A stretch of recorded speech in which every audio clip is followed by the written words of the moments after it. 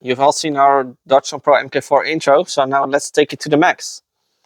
Dart Zone has, in their podcast, they hinted at the performance that it could possibly get. In the podcast, they hinted that 1.6 spring and a 20mm spacer could get this blaster above 300 FPS.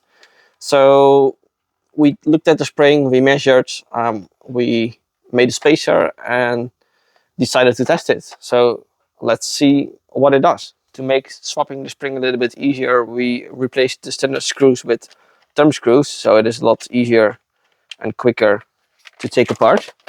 So let's remove that. And take off the stock. Take out the spring, the stock spring, and here we have, oops, a 20mm spacer, which is really a basic spacer that goes around the smaller part of that. So just put it in, use the spring to push it back. So now we have a 20mm spacer here, as suggested. And this is the 1.6 spring that is made by Worker for the Swift. So the 1.6 spring fits perfectly in here. We also, for science, tried the 1.8 spring, but the outside diameter of the 1.8 is just slightly bigger, so that won't fit. But the 1.6 does, and the spacer helps. So let's put the thumb screws back in and test it out.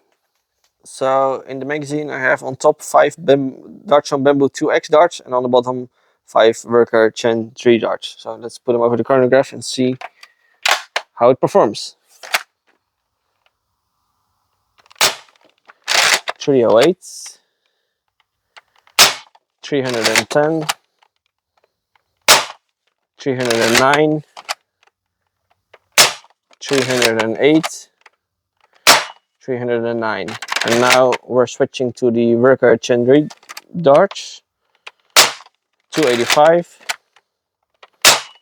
284, 313, 280, 288. So these are the internals of the Dart Zone Pro MK4. As you can see, there's quite a lot of metal here. The priming bar is made from metal. The pusher is made from metal. The plunge tube is metal. The plunger itself is actually metal.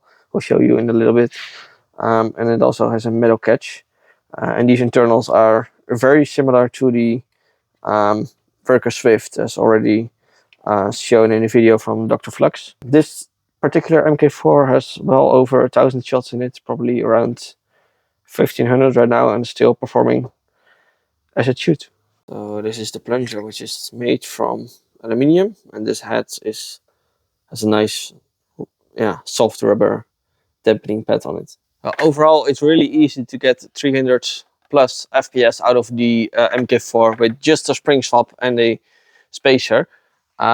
What's notable is that the prime strength required is still quite low for a 300 FPS blaster, lower than most other blasters.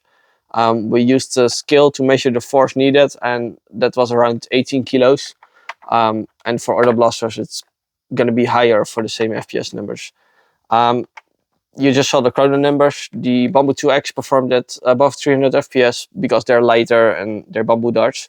But the Worker Gen 3 darts still performed at, let's say, around 285 FPS.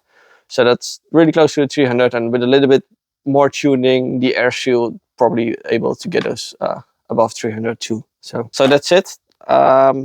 This was taking the Dart Zone Pro MK4 to 300 FPS. So if you have any questions, let us know in the comments, or leave a comment anyway. Leave a like, subscribe, and I'll see you in the next one. Thanks for watching.